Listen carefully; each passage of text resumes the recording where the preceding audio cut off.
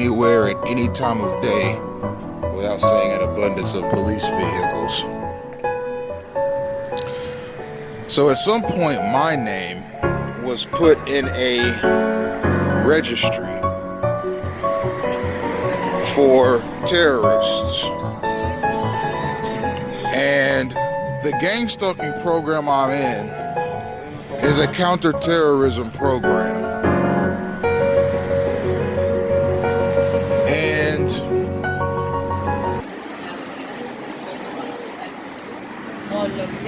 there are different levels of gang-stalking.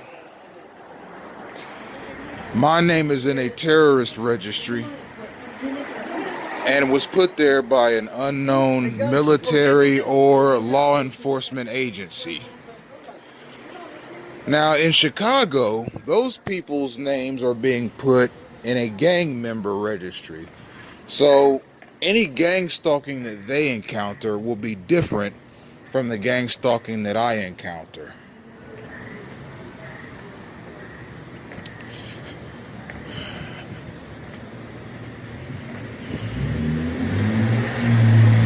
In the gang stalking that I encounter, I experience the upper echelons of gang stalking.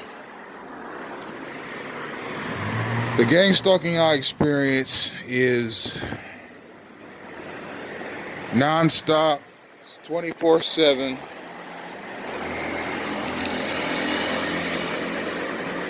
And whether I go to a local police station or whether I go right into the office of the director of the CIA, I will see gang stalking. You see, it is maxed out in my situation.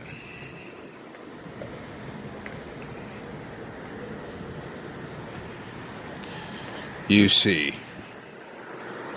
Now, my thoughts on the Chicago PD matter is this. If the Chicago PD, one of the most renowned police departments in the country, on account of their historicity,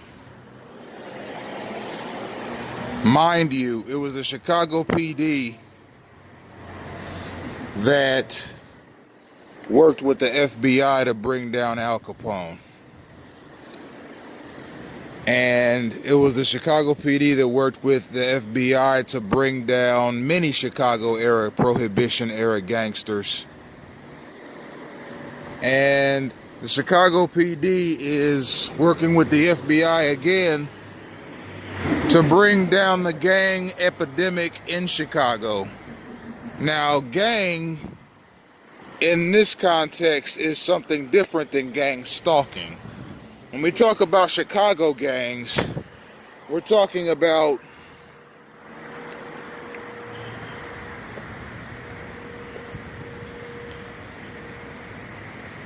groups of young men that give themselves a name, form an organization, and commit crimes in the city of Chicago up to and including murder. These gangs have rivalries with other gangs, and the gang epidemic in Chicago has been out of control for a while now. And it remained out of control until the FBI stepped in, and from what I hear, the FBI has had a stabilizing influence on Chicago. In the 2010s, the same way the FBI had a stabilizing impact on Chicago in the 1930s.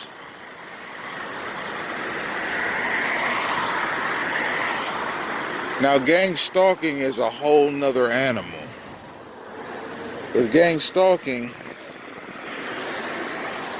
a person is assaulted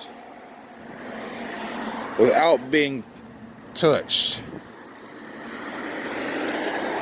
When I say assaulted, A targeted individual's living abode is routinely broken into. And you can see where my residence was broken into in the Fox 45 News interview I did in Dayton, Ohio on March 5th, 2017. I've got that video up on my Twitter page on the Gang-stalking in Action live video series, and it's also on my YouTube page. If you go to the Bible Discourses handle on YouTube, which is my biblical discussion channel, you'll see a couple of other links that have my full name on them. Click on the first one, and you'll see the interview I did with Fox 45 News. My apartment in Dayton, Ohio was broken into more than 12 times over a 1-year period. And my food was contaminated routinely. The beverages I had in my refrigerator were contaminated. I was often made sick from the food that I ate. That's assault without touching a person. When I'm walking down a street and I come to an intersection and an SUV or some other vehicle turns the corner in front of me at a high rate of speed without regard for me as a pedestrian or the fact that I have the right of way, that's assault without touching a person. So a TI can experience various manners of abuse against themselves without the person actually laying a hand on them due to the gang-stalking mechanism. And when push comes to shove, all a target individual can do is film what's going on and make what's going on public. Now, I have in past videos asserted that in the many different levels of gang stalking, now mind you, there are different levels of gang stalking. There's a military element. There's a federal law enforcement element. There's a state law enforcement element. There's a local law enforcement element. There is a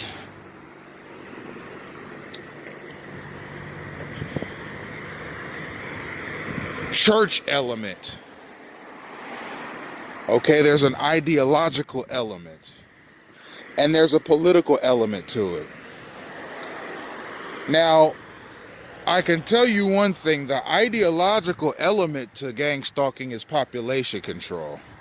Gang stalking can easily hasten the death of a targeted individual by causing car accidents. People gang stalk you on the road while you're driving. By causing street altercations, gang stalkers often impose themselves physically on a targeted individual. And I've documented that at some length in my videos. There's ignorant hospital diagnoses and experiences, one of which I've talked about at some length in my previous videos on the corporate mechanisms of gang stalking. A targeted individual routinely gets subpar health treatment, and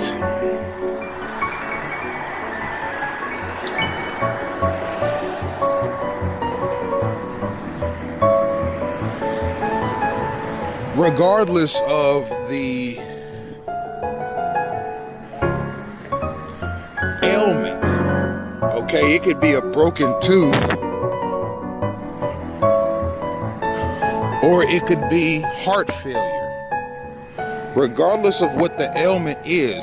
When you go to the hospital, a targeted individual gets subpar care. Almost as if the gang stalkers, not the street level gang stalkers, not the hospital workers, not the doctors, not the person you see, but the ones that you don't see, the orchestrators of the gang stalking mechanism, are preparing the TI for old age, saying, listen, when you get old and your body gives out, prepare for the grave. Because with this program we got you in, there's no way that a doctor is going to save your life. Now, having said that, I'd like to get back to a point that I strayed away from. If the Chicago PD can accidentally put people in a gang, put people's names in a gang member registry, then U.S. citizens' names can accidentally be put in a terrorist watch list registry, which is what I'm in.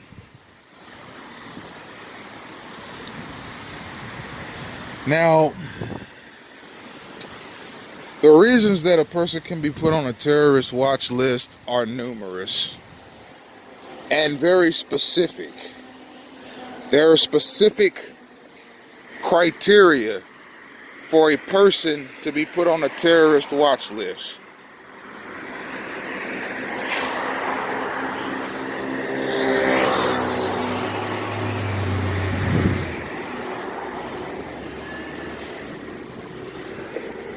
Now, I've gone over some of the reasons that a person can be put in a gang stalking campaign. Websites that they visit, being too controversial or conspiratorial.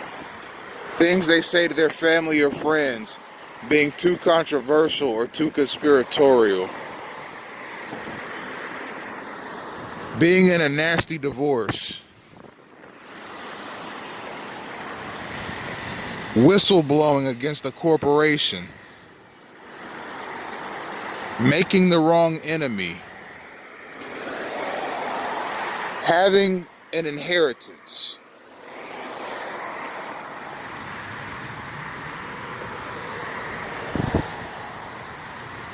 Viciously advocating for a particular cause. These are all reasons that a person can be put in a gang stalking campaign. The only one of these reasons I can fathom is my reason for being gang stalked, is the fact that I have an inheritance. And again, I have not seen any documents officially, but I was told reliably by family members that I have one. So,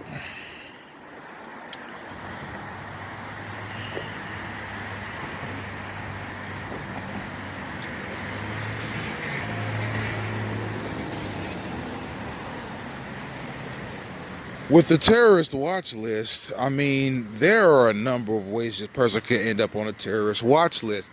But mind you, being on a terrorist watch list is only a matter of putting somebody's name and picture in a registry. It's something that can be done in 2 seconds. And the criteria for being put on a terrorist watch list consists of,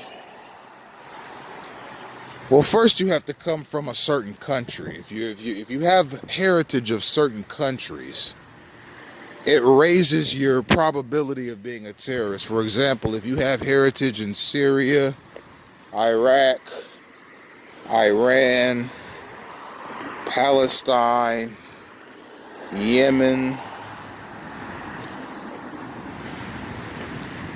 Jordan,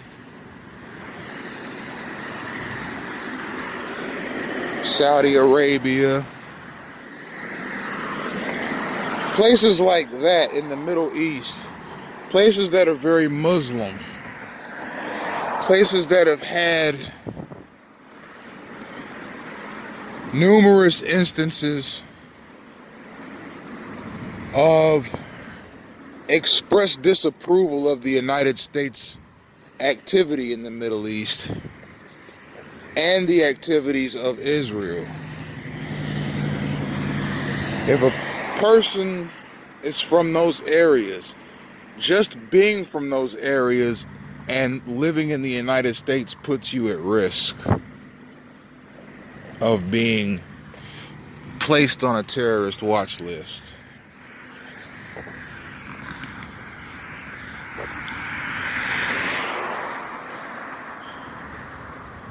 Being a loner can get you placed on a terrorist watch list because you could be a lone wolf terrorist.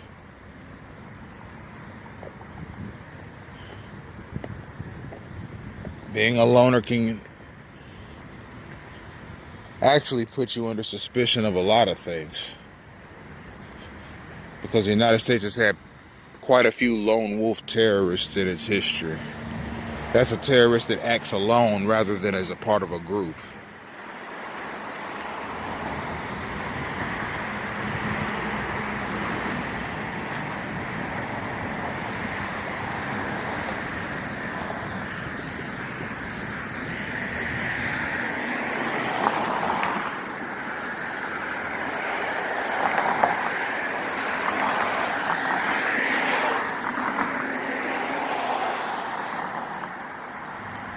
So on top of that,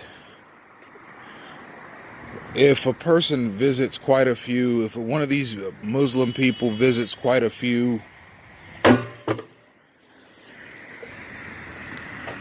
ISIS-related websites, or if they speak about Osama bin Laden favorably online, or if they speak about al-Baghdadi favorably online, or if they speak about Adolf Hitler favorably online, or if they speak about Saddam Hussein favorably online, or if they use search terms such as how to join ISIS, how to make a bomb, how to kill a cop, how to hijack a plane, how to blow up a U.S. Air Force base, stuff like that. A person can be reasonably expected to be placed on a terrorist watch list, and they'll be surveilled for terrorist activity.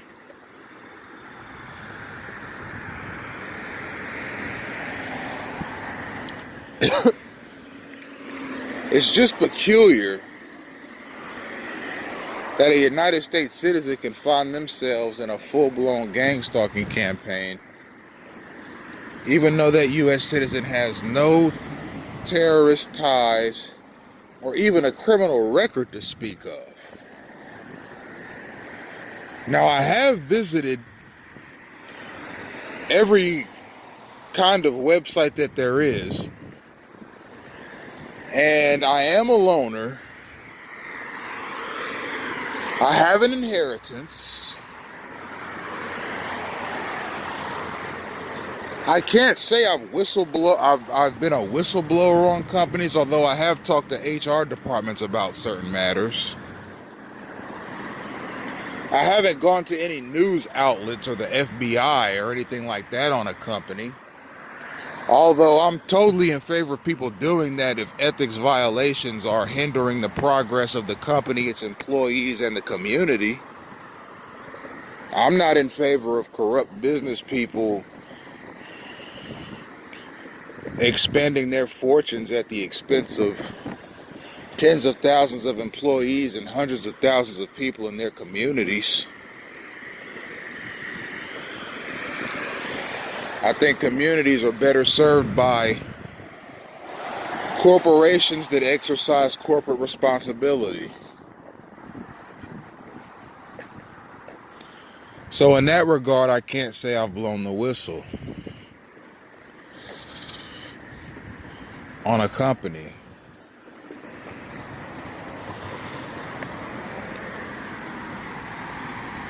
I've never entered a search term in a website how to harm anybody or how to kill a public servant or how to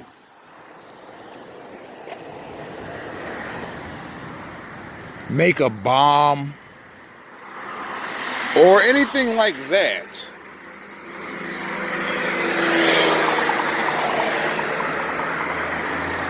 There was a period of time in my early 20s where I researched the Holocaust very heavily and researched Jewish diaspora after the Holocaust.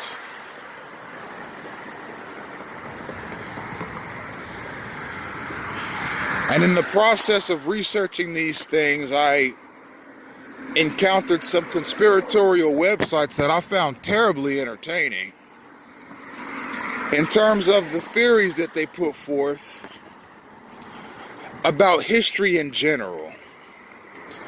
Not just the Holocaust, but history in general.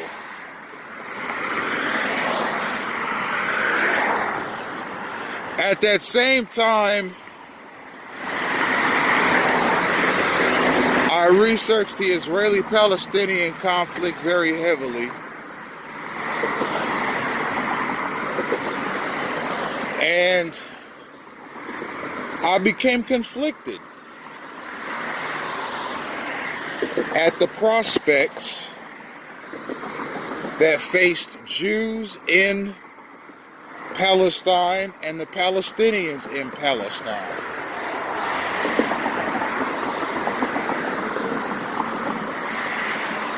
So, if a military agency or an intelligence agency or a federal law enforcement agency saw my search results, because I went in, I was hearing all kinds of rumors about the Jews manipulating world wars and manipulating the financial systems of governments and instigating wars to profit off of them. And now there are a whole lot of non-Jews in the world that are doing the same thing, using the Jewish blueprint that was set forth by the Rothschilds. And I just started hearing all of these interesting historical tidbits about Jewish people and how the Holocaust was fabricated, the 6 million number, and how that many Jews didn't really die, that political Jews just used that figure as a way to manipulate public opinion and political rhetoric towards Israel. And I was hearing all this stuff, and I was like, you know what? I have an inquisitive mind. I'm a history buff. I'm going to research this stuff. And I just started researching these things very intently, and I visited several libraries and read books on the subject inside of the libraries. I did searches on these subjects at home. I visited just about every website you can think of. CIA World Facts Book. I visited Jerusalem Post articles. I visited Haaretz articles. I read articles by the Shabbat Lubavitch organization. I read articles from opposing people, like various imams and sheikhs throughout history that opposed Israel. I read articles written by neo-Nazis. I read